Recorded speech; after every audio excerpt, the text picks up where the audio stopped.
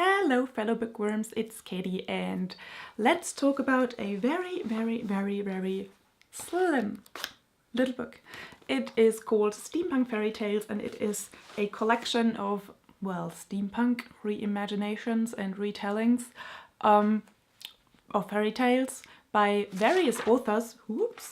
But this is edited by Heather White, which is she's not an object, who has also written one of the stories within this. Also, I was completely suckered in by this cover, which reminded me of some Alfonso Mucha art, and he's one of my favorite artists, so guilty of cover buy. As I said, this book contains 7 stories, all reimaginations or retellings of fairy tales. There are 2, like most of them are European fairy tales, but there are 2 Japanese fairy tales which I don't know the original of. So yes, and they all have a steampunk element in them. Overall, I rated this collection 3 stars. There were some stories that I liked better than others. And I believe, since I can't find a publisher anywhere in this book, that it is self-published.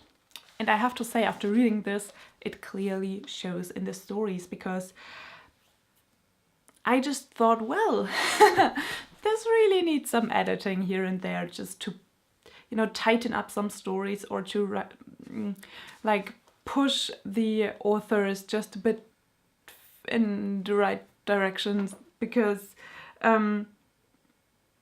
like while I was reading them, there were just stories that have like huge flaws. I'm just saying it like that. There are stories that I just think are really bad.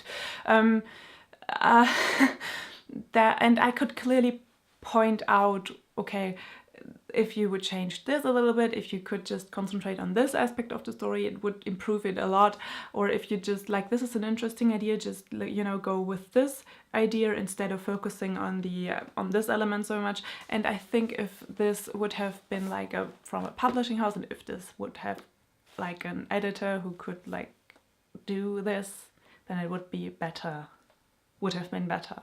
Also, like, one of the things that were quite apparent that I did not enjoy so much, and which I, you know, were one of the things that I thought, if they would change that, it would make the story much more interesting, was that some of the stories were quite superficial on the steampunk element. And I wish they would have just expanded some of the ideas more, like some of the philosophy behind this story, more than, you know, than just scatter a bit of clockwork mechanics into them.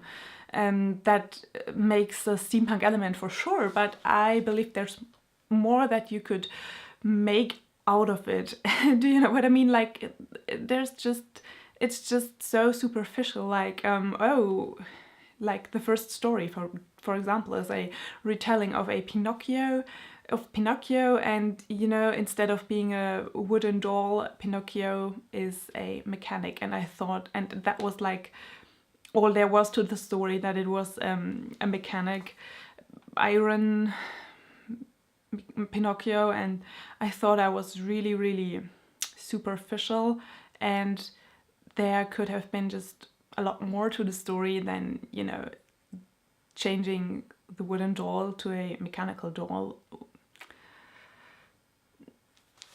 Yes, well, overall I liked reading it. It's very slim, not just 7 stories. It's not, I think it's like around 100 pages. It's really not that big of a deal to read. I would recommend it for fans of the genre. If you're not especially keen on steampunk, I don't think you would like this. Also, I would recommend this to fans of fairy tales and fans of fairy tales retellings. If you like want to just read a little bit of a different aspect and read a little bit of a different, like, sort of change that I've never read before myself.